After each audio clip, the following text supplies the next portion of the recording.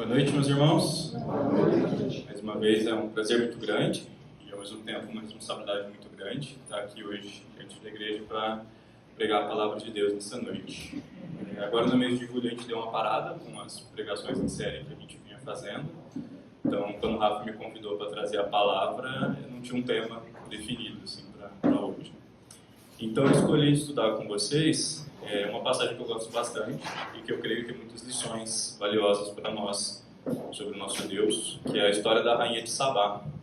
Então nós vamos contar essa história narrada no primeiro livro de Reis, capítulo 10. Então se vocês puderem abrir as suas Bíblias, para irem acompanhando juntos comigo a leitura do texto.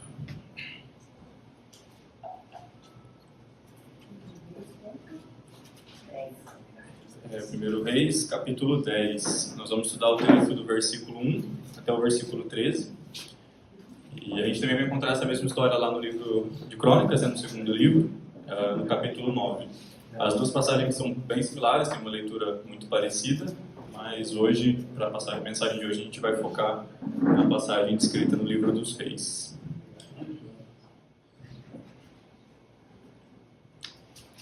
Então, capítulo 10, versículo 1, diz assim: E ouvindo a rainha de Sabá a fama de Salomão acerca do nome do Senhor, veio prová-lo com questões difíceis. Então vamos parar por aqui um momento e analisar esse trecho, porque só que já tem muita coisa para a gente perceber nessa pequena frase. A gente não tem muita informação sobre a rainha de Sabá na Bíblia, a gente não sabe nem mesmo o nome dela, a gente só sabe a região sobre a qual ela era rainha, que era a região de Sabá, e que ficava ali em algum lugar ao sul da terra de Israel. E a gente entende que a rainha de Sabá era mais um exemplo daquilo que está descrito ali no capítulo 4 do primeiro livro de Reis, em que, no sentido geral, assim, muitos reis e governantes e povos estrangeiros iam até Israel durante o reinado de Salomão. Mas esse texto aqui ele dá um enfoque específico para esse caso da rainha de Sabá. E nós vamos tentar entender mais sobre esse texto e por que ele é tão importante, esse evento. E aqui no verso 1 diz que ela foi provar Salomão com questões difíceis. Talvez não fique tão claro só nesse trecho, mais para baixo a gente vai ver isso melhor, mas ela não foi lá apenas como uma pessoa curiosa, ela era uma cética. Ela não acreditava de fato que Salomão tinha essa sabedoria toda que ela tinha ouvido falar. Ela não foi lá como aquela pessoa que vai atrás apenas para ouvir o que outra tem a dizer. Ela foi lá duvidando, isso aqui era um teste para Salomão. E aqui, se Salomão falhasse no teste, o nome de Deus estaria manchado aos olhos dos gentios, ou pelo menos, no caso aqui, da nação de Sabá. Porque Salomão e a nação de Israel como um todo eram representantes de Deus para as nações. E se eles falhassem, isso estaria refletido em Deus aos olhos dos gentios. E assim como Salomão, rei de Israel, de alguma forma representava Deus ali, os caminhos de Deus, nós também hoje, como sacerdócio real, somos representantes do reino de Deus para as pessoas. Então a gente queria que a gente refletisse como as nossas ações e as nossas reações têm representado Deus para as pessoas à nossa volta. A gente está sendo bom sacerdote no reino de Deus. Se alguém vem nos provar com questões difíceis, a gente sabe como responder. A gente tem uma sabedoria para oferecer às pessoas, e não meramente uma sabedoria humana, mas a sabedoria divina que vem do alto. Ou quando as pessoas ou as circunstâncias nos provam com questões complicadas, a gente envergonha o nome de Deus perante os gentios. Um outro aspecto importante, ainda no versículo 1, tem a ver com essa frase que aparece aí. A fama de Salomão acerca do nome do Senhor. Esse trecho fala algo muito importante a respeito de Salomão. A gente sabe que ele era rei de Israel, né, porque ele era filho de Davi, e que no reinado dele foi construído, né, o templo, e que ele era um rei muito rico, próspero, a gente sabe isso tudo. Mas Salomão não era conhecido nas nações apenas por ser rei, ou apenas por ser próspero. A fama dele não era uma fama que apontava para ele. O verso diz que a rainha de Sabá ouviu a fama de Salomão acerca do nome do Senhor. A fama de Salomão era uma fama que apontava para Deus. Por quê? Porque ele e o seu povo faziam as coisas em nome de Deus. Viviam as suas vidas seguindo os preceitos de Deus. Naquela grande competição que existia entre os deuses, né, as nações daquela época, né, competiam, e quando uma nação é engrandecida, como se o Deus dela fosse melhor e não sei o quê. No meio disso tudo, né, quando Deus fazia a nação de Israel prosperar e florescer, e ele só fazia isso em tempos de obediência, isso dava um testemunho para as outras nações de que o Deus de Israel não é como os outros deuses. E esse é um dos propósitos que toda essa prosperidade, a riqueza e a paz que Israel tinha Por isso que Deus deu isso para eles, né? Era apontar as nações em direção a Deus. Então, mais uma vez, a gente é convidado a refletir pelo que nós somos conhecidos, pelo que as pessoas à nossa volta nos conhecem, a fama que a gente tem, né? Ela é acerca do quê? A respeito do quê? O fato é que as pessoas podem nos conhecer por vários motivos. A gente pode ser conhecido pela profissão, pelo dinheiro, pela inteligência, pelo senso de humor, por alguma habilidade artística, por ser um bom pai, um bom filho, um bom marido, uma boa mãe, uma boa esposa. Mas a questão é que, se em todas essas coisas, pelas que as pessoas te conhecem, será que elas veem Deus como acima de tudo na sua vida? Elas veem Deus como a fonte dessas coisas e ao mesmo tempo como o rei dessas coisas? Elas veem Deus... perdão. Porque se em tudo que você tem, em tudo que você faz, você tem o costume de apontar para você mesmo como merecedor dessas coisas, ou que você conquistou essas coisas apenas pelo seu esforço, pelo seu mérito, você não está sendo um bom representante de Deus aqui na Terra. Deus não nos dá aquilo que nós temos para que a gente se glorie nessas coisas. Ele nos dá para que nós sejamos gratos a Ele por essas coisas, pelo que Ele nos deu, e que nós usemos qualquer bem, ou habilidade, ou recurso que nós temos para o seu reino, para a sua glória. E Salomão era conhecido dessa maneira. Ele era conhecido a respeito do nome do Senhor, e foi isso que atraiu a rainha de Sabá a ir até Israel. Então vamos ver como que esse encontro com Salomão se deu. Versículo 2. E chegou a Jerusalém com uma grande comitiva, com camelos carregados de especiarias e muitíssimo ouro e pedras preciosas. E foi a Salomão e disse-lhe tudo quanto tinha no seu coração. A primeira coisa que a gente nota aqui é que a nação de Sabá era uma nação muito rica. Para você viajar naquela época, em pleno deserto, com uma grande comitiva, quer dizer, cheio de gente junto, carregando especiarias, carregando ouro, que é uma coisa pesada, pedras preciosas, quer dizer, só o tanto de alimento que eles iam ter que levar já faria, né, uma bagagem enorme. Então, uma viagem dessas também é demorada, né, eles não iam sair de manhãzinha para chegar no final da tarde, eles iam passar ali talvez dias, semanas, né, nessa viagem, não sei o tempo exato, mas o custo dessa viagem não seria algo pequeno. Né? Essa viagem aqui era um investimento que a rainha de Sabá estava fazendo, e mais para frente no texto a gente vai ver se ela julgou ter feito um bom investimento. E note que apesar de ser cética, né, a rainha de Sabá ela veio de uma forma diplomática para Israel. Mesmo não acreditando totalmente assim, ela age de forma respeitosa para com Salomão e para com o povo de Deus.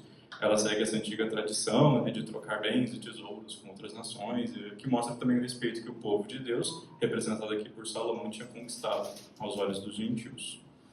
Na segunda parte do versículo ele fala: e foi a Salomão e disse-lhe tudo quanto tinha no seu coração. Isso dá a entender que as questões que a rainha de Sabá trouxe para Salomão não eram apenas uma forma de testar a sabedoria dele, mas de alguma forma questões que estavam ali incomodando ela, questões importantes para ela e que ela não ter um entendimento, um esclarecimento sobre essas questões deixava ela inquieta.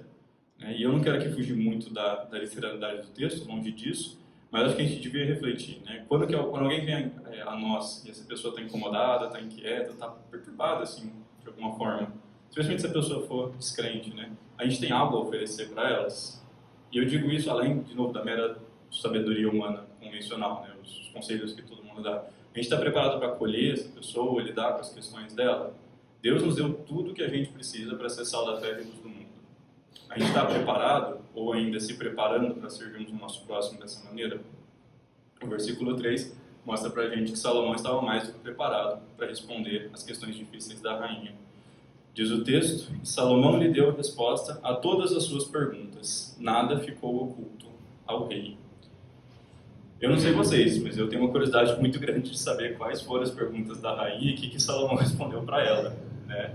Assim, quando você lê isso aqui, eu fico assim, fascinado, eu fico imaginando quão rico deve ter sido esse momento, essa troca assim, que eles tiveram. Mas a gente não tem isso aqui no texto, mas a gente não precisa desanimar também por causa disso. Até porque Deus deixou um livro inteiro na Bíblia contendo a sabedoria inspirada de Salomão. Então, se a gente quiser viver algo parecido com o que aconteceu com a rainha de Sabá, só o que a gente precisa fazer é ler e meditar os provérbios de Salomão. E, além disso, né, o fato de que não é narrado nenhum detalhe, esse momento específico aqui do encontro dos dois, dá a entender que Deus não queria que fosse esse o foco da nossa leitura. Por mais que aos nossos olhos pareça que podia ser a parte mais importante da narrativa, né, A ausência de maiores detalhes sugere justamente o contrário. Sugere que o que acontece nos versos anteriores e posteriores é que, de fato, devia ser o foco da nossa atenção. De uma certa forma, se você for pensar, o versículo 3 ele explica tanto o que aconteceu nos versos 1 e 2, como também o que aconteceu nos versos 4 em diante. Porque a gente vai ver que, a partir do versículo 4, tudo que é narrado ali são as consequências diretas dessa visita da rainha, né, e da capacidade de Salomão de responder as perguntas dela. Então, voltando àquela ideia que a gente viu no versículo 1, da fama de Salomão, acerca do nome do Senhor. Como que ele foi capaz de responder todas as questões da rainha, sem exceção? Será que ele simplesmente nasceu mais inteligente? Será que ele tinha um QI maior? Será que ele conseguiu isso lendo livros e livros, né, de sabedoria? Ou foi algo que veio de Deus? Se a gente voltar um pouco aqui no livro de Reis, lá no capítulo 3 também, nos versos 5 a 14 a gente tem um relato, né, uma descrição de algo que aconteceu na vida de Salomão, que também é um relato bem conhecido. Eu não vou ler o trecho aqui por inteiro, mas eu quero resumir com vocês aí o que acontece nesse momento.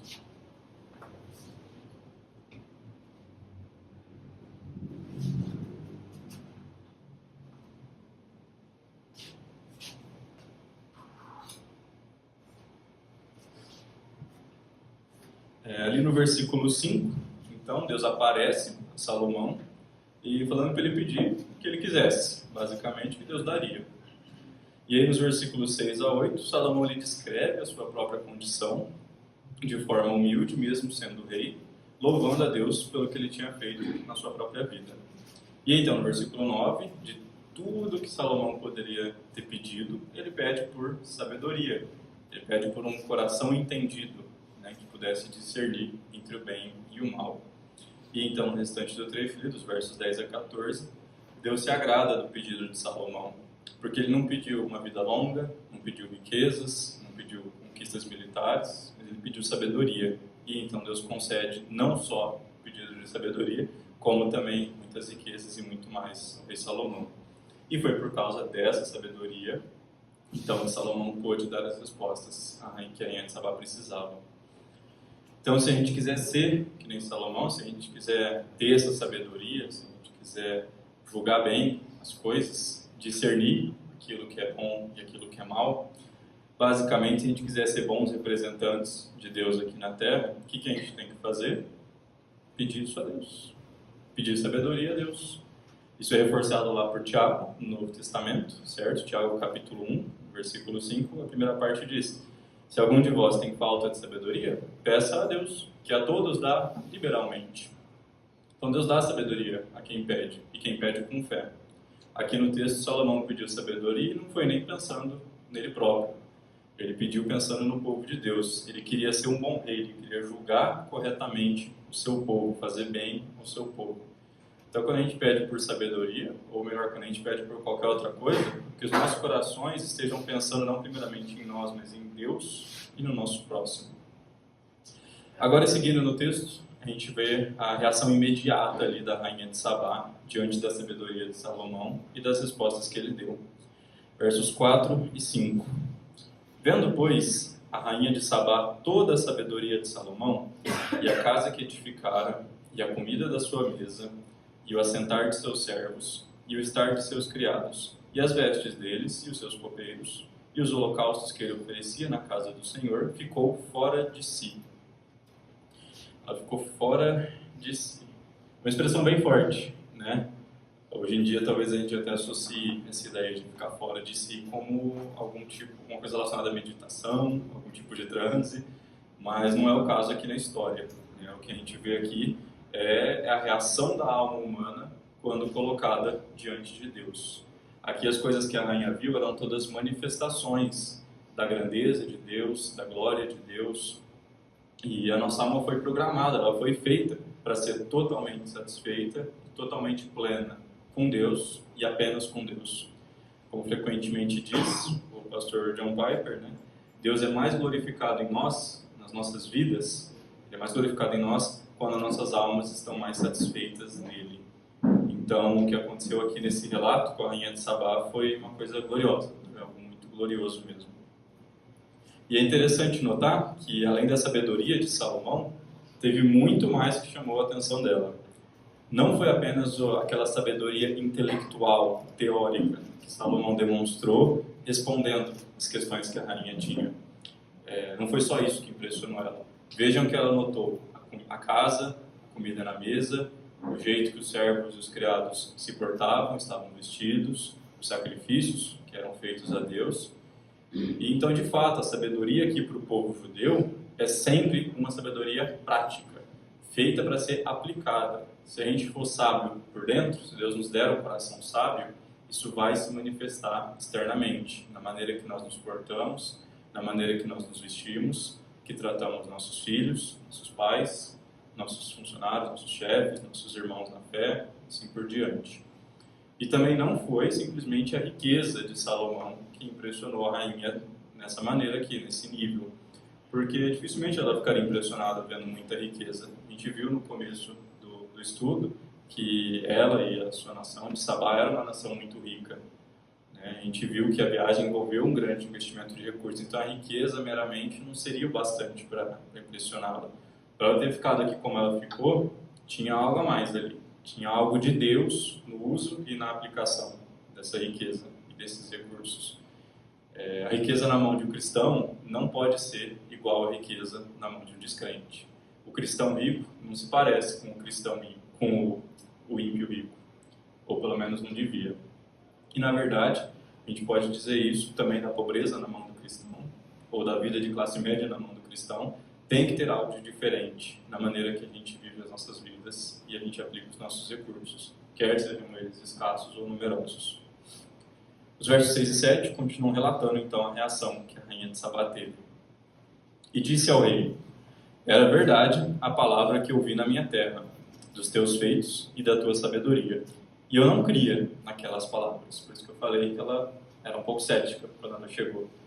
Eu não cria naquelas palavras até que vim, e os meus olhos o viram. Eis que não me disseram metade, sobrepujaste em sabedoria e bens a fama que eu ouvi. Então aqui a gente vê que ela não tinha aquela fé convicta, né, inabalável, de que aquela viagem ia dar certo, de que ia ser tudo aquilo mesmo que ela tinha ouvido falar. Aquela velha história da expectativa e da realidade. A fama de Salomão e da nação de Israel como um todo gerava uma expectativa muito grande, né, nos gentios, nos povos que ouviam falar dessa fama. E o que é incrível aqui da gente ler o texto é que mesmo essa expectativa sendo muito grande, né, quando a rainha foi lá ver com os próprios olhos, ela viu muito mais que o dobro do que ela esperava ver, do que tinham falado para ela que ela veria ali. Então, veja no começo do versículo 6. Eu ouvi dos teus feitos e da tua sabedoria. Salomão, ele não era só um rei que sabia dar boas respostas, mas que não sabia bem governar o seu reino e cuidar daquilo que estava debaixo da responsabilidade dele. E ele tampouco era aquele rei que tinha um ótimo reino, né, mas que na verdade ele era cabeça oca, assim, ele só estava lá como figurante, os conselheiros que decidiam tudo, enfim, não era nenhum desses dois. Ele tanto tinha sabedoria e ele manifestava isso em seus atos e suas decisões. O que ele mostrava por fora era coerente com quem ele era por dentro. Considerando todas essas coisas, com certeza a rainha de Sabá achou que o investimento que ela fez deu um retorno até acima do que o esperado. E ela ainda diz mais, nos versos 8 e 9, a gente continua a leitura. Bem-aventurados os teus homens, bem-aventurados estes teus servos, que estão sempre diante de ti, que ouvem a tua sabedoria. Bendito seja o Senhor teu Deus, que teve agrado em ti para te pôr no trono de Israel, porque o Senhor ama Israel para sempre. Por isso te estabeleceu o rei, para fazeres juízo e justiça.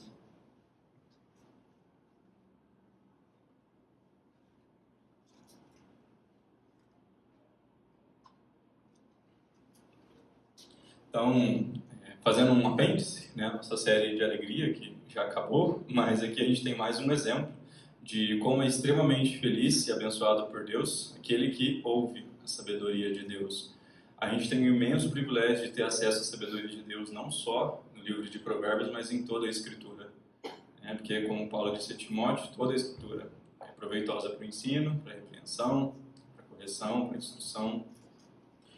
ou também como diz no Salmo 1, bem-aventurado o homem que tem o seu prazer na lei do Senhor, e na sua lei medita de dia e de noite. E a rainha de Sabá reconheceu essa verdade aqui nesses versículos. E se o povo de Deus, ali naquela época, era um povo abençoado, um povo bem-aventurado, porque eles serviam um grande rei, um rei justo, sábio, com muitas riquezas, quão mais bem-aventurados somos nós hoje de servirmos ao Rei Jesus. Um rei que é infinitamente maior, mais sábio, mais justo e mais rico do que Salomão. Dá vontade, às vezes, de fazer um comentário sobre essa frase, né? O Senhor ama Israel para sempre, mas aí é outra pregação. Agora, dos versos 10 em diante, a gente tem a conclusão desse encontro diplomático entre os governantes. Os versículos 10, 11 e 12 dizem assim: E deu ao rei 120 talentos de ouro, e muitíssimas especiarias, e pedras preciosas. Nunca veio especiaria em tanta abundância como a que a rainha de Sabá deu ao rei Salomão. Também as naus de Irão, que de Ofir levavam ouro, traziam de Ofir muita madeira de almugue e pedras preciosas. E desta madeira de almugue fez o rei balaústres para a casa do Senhor e para a casa do rei, como também harpas e alaúdes para os cantores. Nunca veio tal madeira de almugue, nem se viu até o dia de hoje. Então aqui, o que a gente observa, especialmente no versículo 10, que vai falar especificamente da rainha de Sabá, que além do investimento que ela já tinha feito em se deslocar até Israel, né, na viagem, ela ofereceu uma quantidade assim, enorme de bens, de riquezas para Salomão, né, para o reino de Israel. E vamos pensar um pouquinho sobre isso. Essa rainha, de um povo gentil, ela viajou quilômetros e quilômetros de distância no deserto, carregando ouro, pedras preciosas, especiarias. Ela vai até a terra de Israel para buscar e ouvir a sabedoria de Deus através de Salomão. Ela oferta todo esse tesouro ao rei. E a gente, às vezes, não tira 10 minutos do nosso dia para buscar e ouvir a sabedoria de Deus na leitura da palavra, na oração. A gente não se desloca alguns poucos quilômetros para estar no culto, estar no BD, no pequeno grupo, no estudo dos homens, das mulheres. O que a gente está fazendo? O que a gente tem feito com todos os recursos espirituais e materiais que Deus nos deu? A gente está investindo eles para o nosso crescimento espiritual? A gente está buscando todos os dias se aproximar mais de Deus? A gente está disposto a fazer longos e custosos sacrifícios para recebermos um pouco mais da sabedoria de Deus? Por fim, no verso 13, a gente vê a atitude final de Salomão nesse encontro com a rainha de Sabá.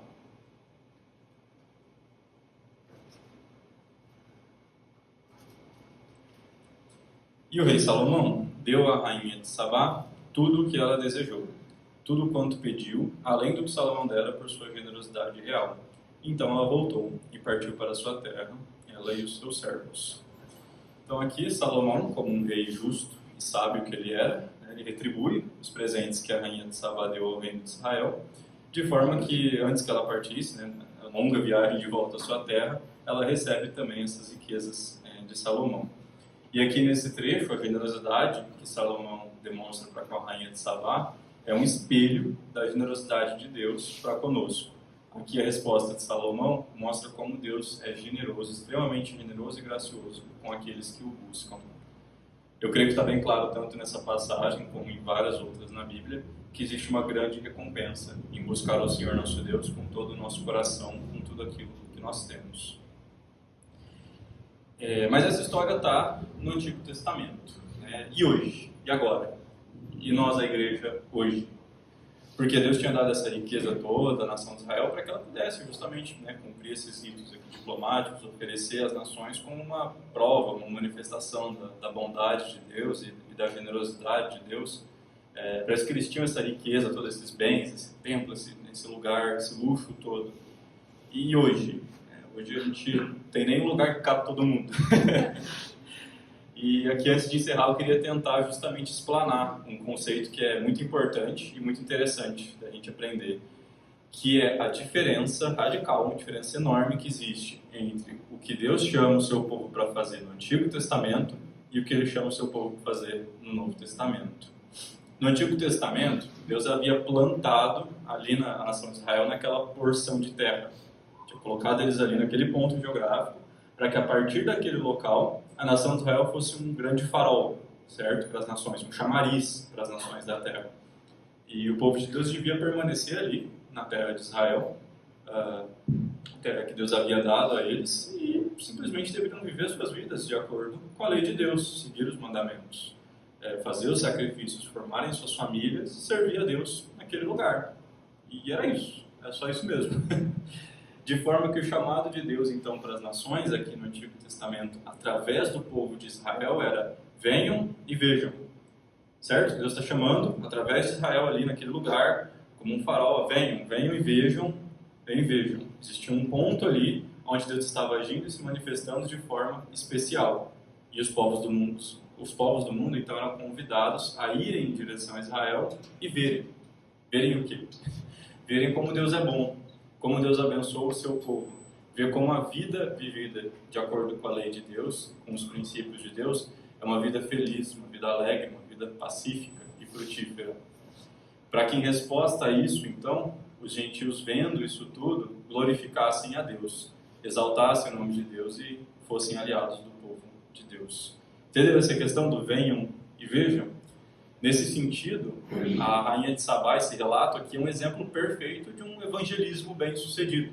Lógico, usando a palavra evangelismo de forma anacrônica, mas vejam, ela tinha ouvido falar da fama de Israel, né, do Deus de Israel. No verso 1 foi quando a gente viu essa questão.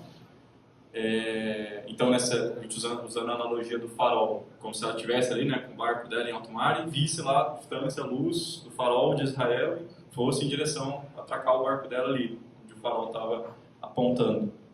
E então, olha o que o verso 7 diz. O verso 7 a gente leu: e eu não cria naquelas palavras, até que vim e os meus olhos ouviram. Perceberam? Venham e vejam. É o chamado de Deus. E aqui no verso 7, eu não cria, até que eu vim e os meus olhos viram. Exatamente isso que Deus intentou fazer pelo seu povo no Antigo Testamento. E vejam que o povo de Deus não teve que se mover 1 centímetro para isso aqui acontecer. Eles continuaram onde eles estavam ali. Normalmente, a vida deles normalmente ali na terra que Deus havia dado.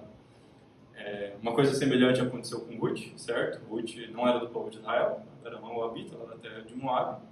E qual foi o primeiro ato de fé que Ruth demonstrou? Ela foi. Foi aonde? Foi a terra do povo de Deus. Ela quis ir até Israel. Então é isso que deveria acontecer, né? Esse era o intento de Deus no Antigo Testamento. Agora, vocês com certeza notou que isso é muito diferente do chamado de Deus no Novo Testamento, certo? O chamado que nós fazemos do Evangelho não é um chamado mais de venham e vejam. Por exemplo, fazer evangelismo não é simplesmente chamar pessoas para virem aqui na igreja e venham ver os cristãos cultuando aqui. Não é esse o foco principal do chamado do Evangelho.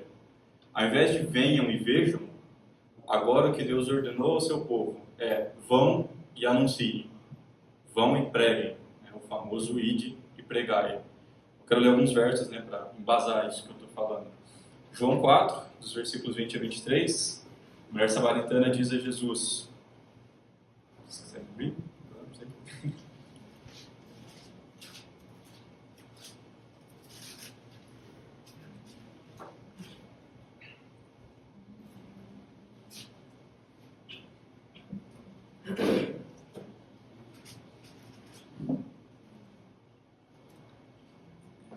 A mulher samaritana diz, né: nossos pais adoraram neste monte, e vós dizeis que em Jerusalém é um lugar onde se deve adorar. Disse-lhe Jesus: mulher, crê-me que a hora vem, em que nem neste monte, nem em Jerusalém adorareis o Pai.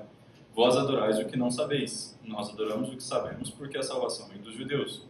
Mas a hora vem, e agora é, em que os verdadeiros adoradores adorarão o Pai em espírito e em verdade, porque o Pai procura tais que assim o adorem.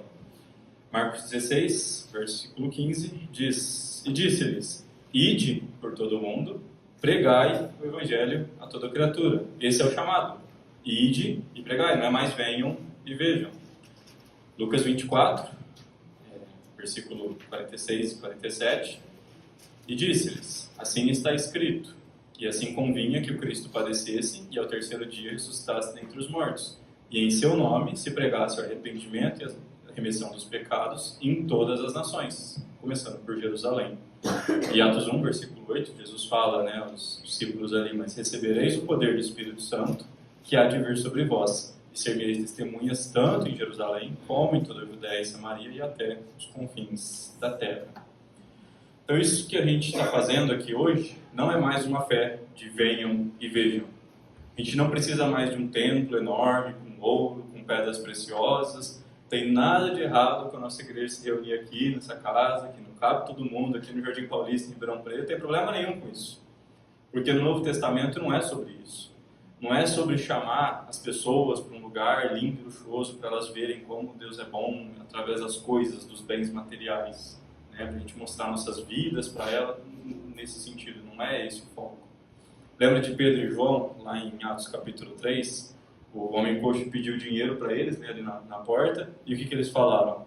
E disse Pedro, não tenho prata nem ouro, mas o que tenho isso te dou. Em nome de Jesus Cristo Nazareno, levanta-te e anda.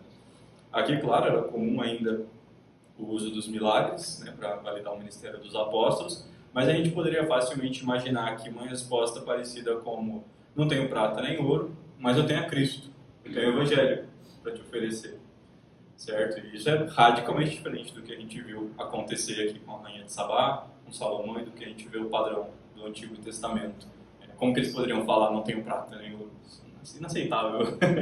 Né? Seria um sinal justamente da punição de Deus sobre eles, porque eles estavam sendo desobedientes, então eles vão ser levados cativos e os povos vão expoliar as riquezas deles. Mas aqui Pedro fala com muita naturalidade e sem nenhum problema, que não tem prata nem ouro, mas tem algo muito melhor e muito mais valioso que isso. Então, o chamado do Novo Testamento nos comanda a nos mexermos. A gente deve ir. E ir aonde? Pode ser ir às outras nações, como missionários, por exemplo, como a gente viu aqui com Alexandre, mas a gente deve ir aos perdidos onde quer que eles estejam. Ir ao nosso vizinho, ir ao nosso familiar, ir ao nosso colega de trabalho. A gente deve simplesmente ir. E o que a gente vai fazer quando a gente for? O que a gente faz? A gente entrega um cartãozinho da igreja? A gente vai mostrar como a gente vive a nossa vida e as boas obras que a gente faz? Não, a gente vai falar alguma coisa. A gente vai anunciar uma mensagem. E que mensagem que a gente vai anunciar? A gente vai falar, a ira de Deus contra todo pecado e injustiça está próxima. Mas eis o Jesus Cristo, Cordeiro de Deus, que tira o pecado do mundo. Arrependam-se e creiam no Evangelho. Resumindo, mais ou menos isso que a gente vai falar. Essa é a mensagem. E é claro, pode ser benéfico que a pessoa venha aqui testemunhar um culto que a gente presta a Deus. A sua vida pode sim despertar o interesse de uma pessoa saber a razão da esperança que há em você. Mas você pode estar sem nenhum cartão da igreja e a pessoa pode não saber nada sobre a sua vida, que mesmo assim você tem algo a entregar para ela. Você tem uma mensagem, uma boa mensagem, as boas novas do Evangelho. Uma última reflexão, antes da gente encerrar.